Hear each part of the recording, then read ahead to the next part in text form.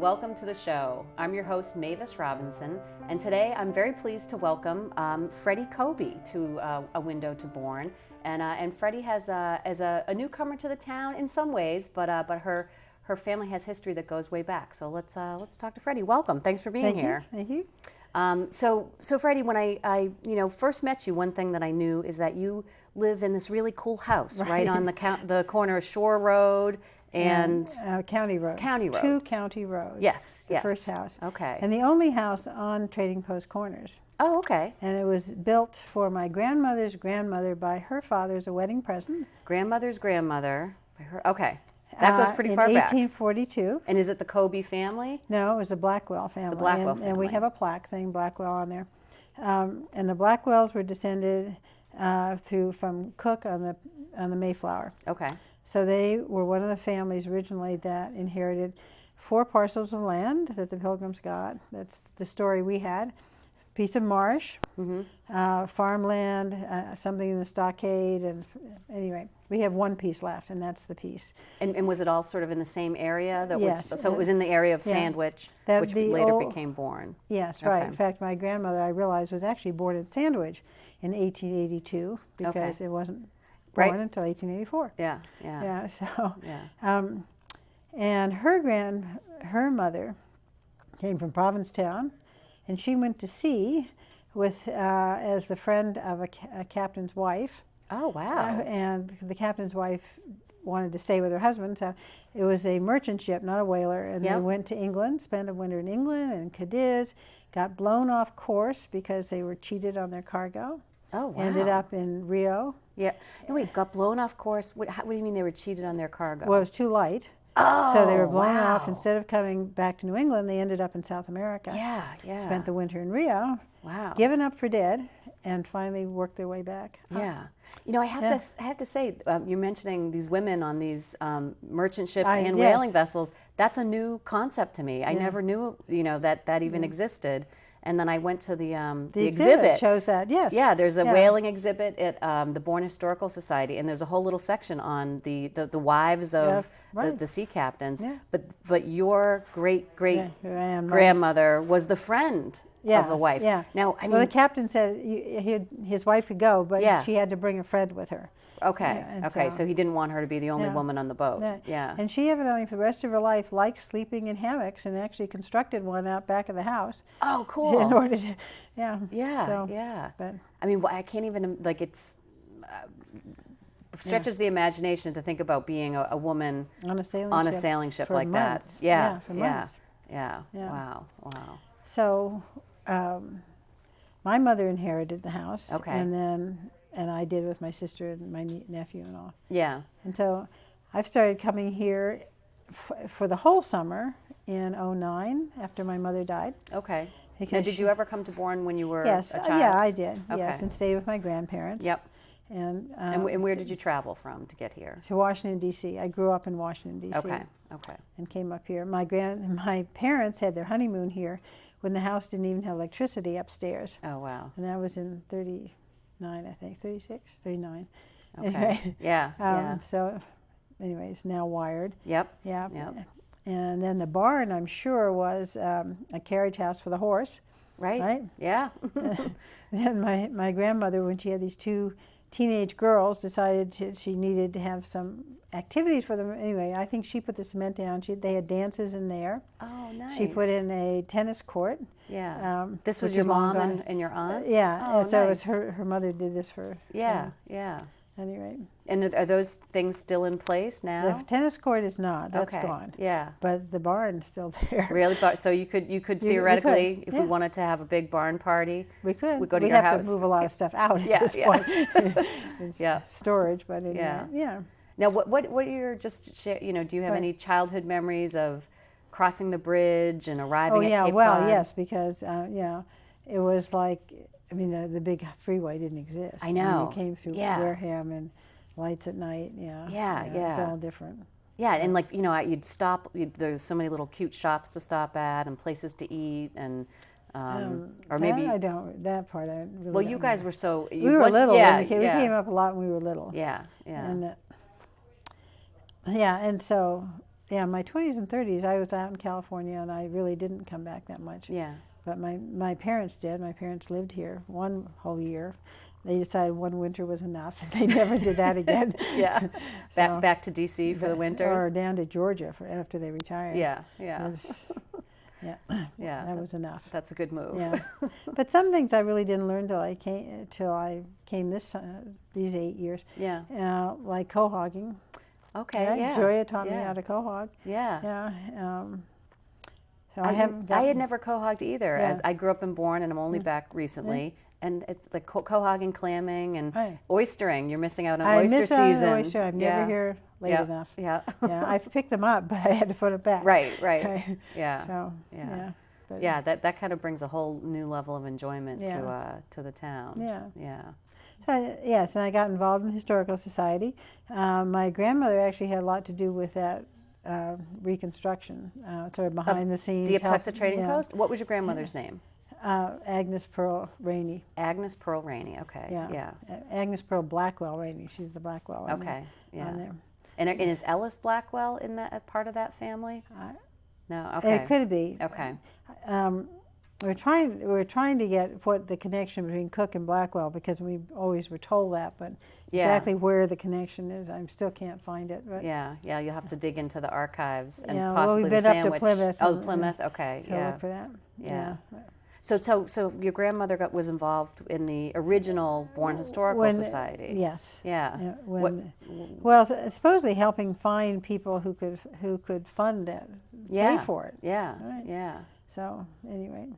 Yeah, and that's a pretty significant contribution to the town because now that property is sort of this beautiful open area that people can go and visit and learn about history. Yep. Yep. Now, was she part of even constructing the building? I mean, no, I don't think so. Okay. I think it was helping get funding for it. Yeah. So. Yeah. Yeah. And back then there were a lot of ladies groups that did things. The Old Colony Union. Yeah. And again, I hear stories about them. Yep.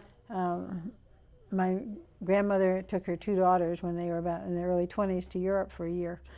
The only people I know who did one of those trips. But anyway, they kept buying things for the Old Colony Union, for the gift shop they had. Oh, wow. Lace. I have pieces of lace that came from them. And so did they have a hall? They must have, and because they ran classes and the days before television and whatever. And right. Yeah. Oh, so, cool. Huh. Yeah. Wow. Of course, the trolley came right by our house. Oh, really? And they could take the trolley down to Monument Beach. Yeah. To go swimming. Now, you didn't have a personal memory? That was way gone by the time you were here. Yeah. When I first started chatting with people as part of this program, that took me by surprise. I never knew that there was a trolley in Bourne. Growing up here, you'd think that would be part of the easily accessible lore, but I mean, to imagine that you could hop on and off and you could go places, because the last year that my grandmother, she graduated from high school here, and then she went to Tabor Academy for a year. She went by trolley every day. Oh, wow. From here to Marion, and her mother went with her. I guess it wasn't considered safe to go through whatever. And because the trolley also continued to Boston, correct? Or well, that would have been a different one. Okay. Yeah, because this one went to Marion. Yeah. I imagine a young woman traveling alone. Yeah, you'd want to be accompanied in those days. Thought so. Yeah, right. Yeah, that's incredible. And it feels like, our little town feels so rural and isolated, especially in the wintertime. And to think about Monument Beach being a destination, that people would, I mean, and there was the big Norcross Hotel there, and it really was somewhat bustling. I love the houses along the beach. It's gorgeous. Yeah. So tell me more about your house. What have you found out in the last 8 years about that place? Well, it has a big porch on the back, which is lovely, and it was a salt house that my grandmother found somewhere and had floated down the canal. What's a salt house? Where they salted meat. Oh, okay. Yeah. And as a result, we couldn't keep paint on it for the longest time because the salt would just... Oh. Now we finally seem to be able to get paint to stick to it. Yeah. But I was sitting there once with a drink and choom, piece right in my drink. Of salt? Paint. No, paint. Oh, paint. Just falling off. Yeah. So, You know, that's another thing that was a recent discovery. I feel like, you know, learning so much about the town, just how important salt and salt making was to Bourne and to Cape Cod. And, you know, we sort of take refrigeration for granted now, but back in the day, if you wanted to save food, it was getting salted or canned, and those were your options. Yeah, my grandmother said the boats would come through with bananas. They'd get a whole, you couldn't buy a couple of bananas, you bought a whole one, whole stalk. Yep. And hung it up. And hung it up, hung it up. And I mean, I don't know if anybody was canning, you know, bananas at the time, or, you know, you have to, right. Banana bread. Right. No. Yeah. I love the you know, trying to picture in my mind back in your grandparents' or great-grandparents' day, that Bourne was really spotted with all of these salt works and the windmills to pump the salt works, and again, the tie into Uptuxet, the fact that, you know, that's the one property that still kind of maintains that look is pretty cool. Well, on that corner, Trading Post corner, so there's my house. There's that big apartment house, the gray apartment house. That was built by the same ancestor. Oh, okay. Gesham Ellis is his name, or Dean Ellis. Say his name again, Gesha? Gesham. Okay. Which I finally read in the Bible is the name of Moses' child, meaning born out of your land, away from your country, because he was actually born in Nova Scotia when the loyalists from Bourne left here and went to Nova Scotia. And supposedly, as a 5 or 6 year old, he, with his family, walked back. Wow. And they all got their land back, unlike in Sandwich, which they didn't. Yeah. Wow. So anyway, he built my house. He built another one for his other daughter, which is gone. It was on the triangle. And then he built which was like a hotel tavern, but now is an apartment house. And then in between is that little tiny house building that's nobody's there right now. But that used to be Douglas's General Store. Yeah, I remember that. And he's a relative. Yeah. Because he was a Blackwell on it. Yeah, and I remember that was open when I came up as a child. It was still functioning. Yeah, it was open as a store? As a store, and it was a full-service store. You can buy meat, you could buy fresh vegetables. I mean, it was amazing because it's such a tiny place. Yeah. So it's too bad somebody hasn't thought of something good to do with it. I don't know. It's such a prime spot. Yeah. Yeah, I don't know. Somebody was going to run evidently a used car lot there, but that got squashed. Right.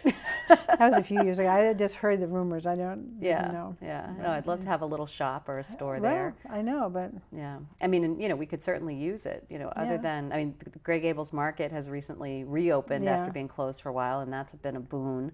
But there used to be a bait shop across the street. Oh, really? Yeah, and that's one thing I did do is I'd go get bait in the morning and go down and try to catch fish off the canal. Really? Yes. That was like a childhood thing, or? No, more my 20s. Oh, nice. Yeah. But did you have any luck? No, I lost endless bits, lures. Right. I get the feeling. I watch the fishermen out on the canal. You know, they're right out in front of the office building there, and I think it doesn't seem like the point is actually to get the fish. It's just to be there and just spend the time. Yeah, climb down the rocks, which I don't feel comfortable doing anymore. But yeah. Oh yes, I was out watching the Hokulea go through the canal. Yeah. And I couldn't believe the number of fishermen at the point. Yeah. No, the fishermen are out there on all every morning. Very impressive. Yeah. So. Oh, I love that. Yeah.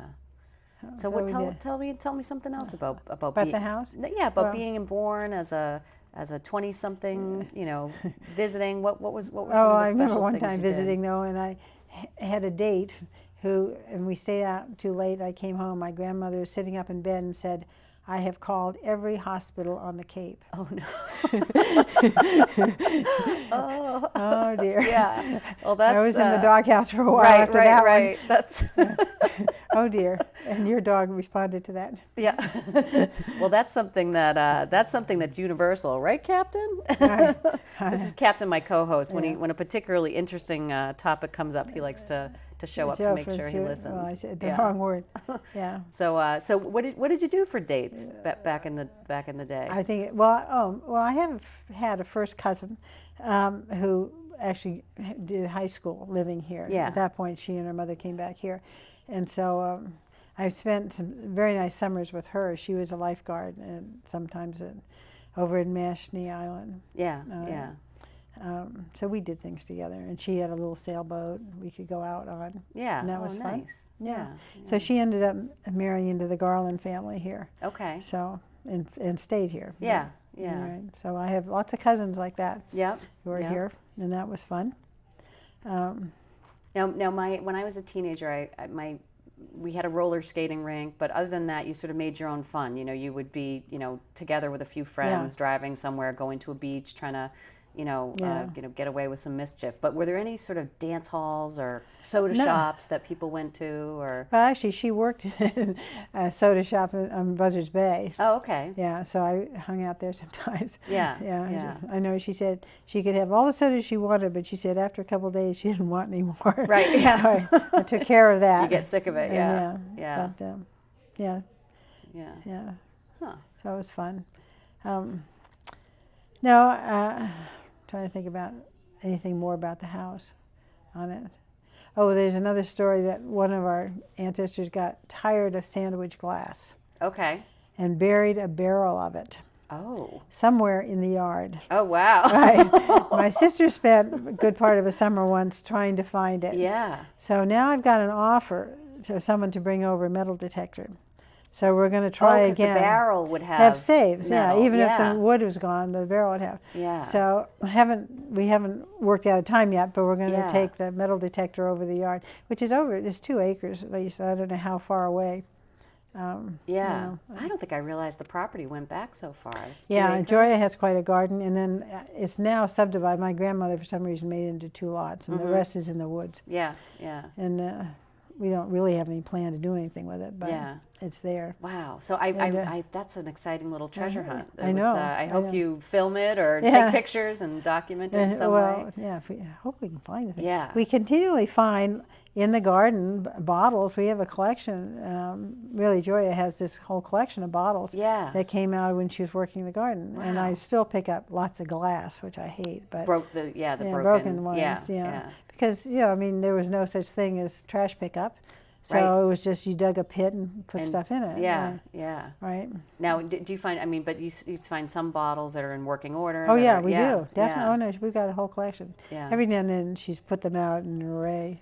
Yeah. But anyway. Yeah, I remember there was a little place up in Plymouth when I was a kid that we would find these old bottles. And I think, I didn't really appreciate that they were different than, a bottle of juice that you'd have that, today. And I dread to think that we weren't preserving them properly, but but yeah, it's like these little like tiny little caches of sort of precious things. No, that was one. Yeah. Originally there was a well and the outhouse. We do know where the outhouse was because the door was still there next to the barn, but it deteriorated and we cut it off. So all that kind of thing. Yeah. And so how do you like living in a house that has so much history? Is it Oh, it's fun, yeah. There are like 6 doors in the living room or the dining room, some going to things that used to be and then it was reconfigured, but they didn't take the door out. Right. So, do you get any sense? Any ghosts? Any sort I of, don't. Okay. But Joya does. Okay. And some other members of the family have. Yeah. My nephew's wife was sitting in the living room, and there's the door to the basement, and there's a little lock on it, and she heard it rattle. She thought, oh dear, her husband must have somehow gotten downstairs and somebody had latched it. She opened the door and there was nothing there. Yeah. And that just happened like last summer. Oh, wow. So, and Joya's heard things. Yeah. But they haven't bothered me. Well, and an old house will settle and make creaky noises too, so it can be hard to figure out what's going on. But sometimes when you're in one of those places with so much history, you can almost just feel it, radiating around you. Yeah. And I know things were added because I'm sure it was a much smaller house originally, and my great-grandfather was an architect, and he put the bow windows in. And I'm sure the big dining room used to be half kitchen, half. Okay. And this now just a huge dining room and a little tiny kitchen that was built off of it. Yeah. I sort of think my grandmother probably did that. Yeah. And it had gas at one point. Now it has oil because they got afraid of the gas. Oh, okay. They were just, Yeah. and I do worry about the electricity because it flutters sometime. I'm going to have that checked out again. Right, right. Yeah. Yeah, those old wires. Yeah, yeah. Yeah, that's what, yeah. Yeah. I don't know when. Some of it's knob and whatever. Yeah, yeah. But I had it checked about 10 years ago, and they said, no, it's okay. It's okay. Oh, it's okay. Yeah, I don't know what it would take to rewire. But an old house, when they added the heating, which is radiators with hot water, the pipes are outside the wall. I mean, you can see them going up because they weren't built into the house. Yeah, yeah. You know. Yeah, because it wasn't planned at the time. No. Yeah. Right. Well, and I think it's such a rare and kind of precious thing to have a house. You know, you see these old houses, and they usually change families. And so, you know, a new person will come in and decide they're going to modernize or, you know, and hopefully maintain the old character of it. But it's so interesting that this house has been in your family for so many generations. Right. I mean, and lived it. Yeah. I mean, do you have old dishes that your great-grandparents used to use or old artifacts? I mean, we have some. What do you think? What are some of the oldest things that are still in use? We have a couple of glass-fronted things that, like, I know my mother said there's one piece of sandwich glass in there. The rest was later. Right. I mean, the rest of the sandwich glass is buried somewhere on the property. Buried somewhere on the property. Yeah. Yeah. And we have depression glass that my grandmother got. Quite a collection of that. Yeah. And yes, we do use some of it. Yeah. Not too much, but right. Yeah. We have endless Oriental rugs, and we have rugs on top of rugs. And I have one little prayer rug that my grandmother took to Radcliffe, my mother took to Radcliffe, and I took to Smith. And it's just a small little prayer rug, but we've all had it. Oh, I love that. That's a great family tradition. Yeah. That's very things nice. like keeping that kind of thing. Yeah. So some furniture got shipped to California for my sister and me, and it's coming back. I brought some back in the back of my station wagon, but keep the old things here. Yeah. You know, things are valuable. Well, and one thing that I love when you mentioned California, so you spend your winters in California, and then you're here full time in the summertime. Yes. And you do that trip. You drive. Yeah, I drive. I love it. Yeah. What's the favorite route that you have found? I don't think I have a favorite route. Do you do something different every time? Yeah. I'm trying to decide now whether to go through Bryce and Zion in Utah. Yeah. Because I have not done that. Yeah. But I did Yosemite coming this way. Oh, wow. And I haven't done Canada. Okay. So, That can get tricky. That can get tricky, you know, in the Well, off season if well, you go too late. we came I came in May through Yellowstone, and there was snow on the ground. Oh, wow. So, yeah. And crossing the Rockies, there'll be, I mean, there's, you know, stacked up snow there and well into June. Yeah. So, wow. But usually, as I say, when by myself, I go straight across and see it. Yeah. And so I try to get the different relatives also to come up and spend time during the summer. Yeah. And my nephew's in Boston, so he comes down with his wife and son. Yep. So, yeah. How many people can you pack into your house comfortably? Well, a lot. I mean, there are 2 double rooms, and then you have to walk through rooms to get to the bathroom. I mean, there's no hallway. And then downstairs we have another room with the bathroom. So people who don't want to negotiate the very high stairs, how anyone in long skirts carrying a baby walked up and down those stairs, I don't know. Yeah. I don't know. Yeah. I mean, what was the lifestyle like? Did your grandmother have, domestic help, or was she doing it all herself? I know my grandmother, well, she ended up, her husband had a job in New York City, so they lived in Maplewood. I know she had help there. Yeah. I don't think they really did up here. Really? But not that I know of. Yeah. It seems like that's the only way you'd be able to do it, you know, with the restrictions of having to be a lady with your long skirts and your boots. I know. We have a picture of my great-grandmother in long outfit in white, and her 2 toddlers in white. And I'm thinking, how did you keep them in white? Right. How do you keep it clean? How do you keep it ironed? Right. No, I know. Yeah. And warm. The old fireplaces, which I'm afraid to use. I don't let anyone use them. And that was Yeah. That's a lot of work. And, yeah. Yeah. I'm sure you wore a lot of warm clothes Mm-hmm. because you didn't have the heating. Yeah. Of, Yeah. yeah. Yeah. And a huge garden probably. And as you said, to raise your own food, they had to last through the winter. Right. Right. Right. Yeah. And somehow. So your parents did just the one full season. Did your grandparents ever stay? Yeah, they year-round? lived. Yeah, they retired here. Oh, okay. Yeah. Yeah. So they lived here for a number of years. Yeah. Yeah. Yeah, and both were. And I know my grandmother died here too. Also, I mean, they lived. So it really wasn't until my parents decided they weren't going to spend the winters here. Right. Well, and travel is so much easier these days. You know, I mean, it was a commitment. You know, back before cars. You know, and the highway system was built. You know. Yeah. So I know. Yeah, my mother. It's easier for us to pop back and forth and. Oh yeah, my mother said she learned to drive in a field. Somebody Yeah. loaned her a car and she just drove around the field. Yeah. Until she knew how it worked. That's a good way to do it. We were at the Heritage Car Museum and something this huge like Packard. She said, "That's what I learned to drive on." Yeah. Oh wow. Wow. So, anyway, cool. whole different.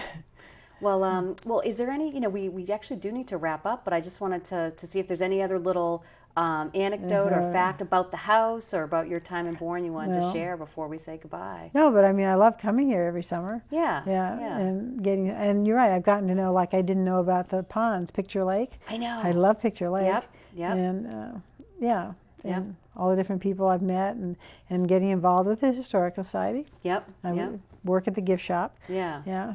Well, I love that I just found, you know, I've met you before through my connection there. And I love knowing that you're not just a fresh new volunteer helping, which is very important, but that your ties back to your grandmother being one of our founding mothers is really meaningful. Yeah. That's great. That's great. Well, Freddie, thank you so much for joining me today, and thanks to the audience for joining us as we took this glimpse through the window to Bourne's past and connecting it to the present. Thanks so much for being here.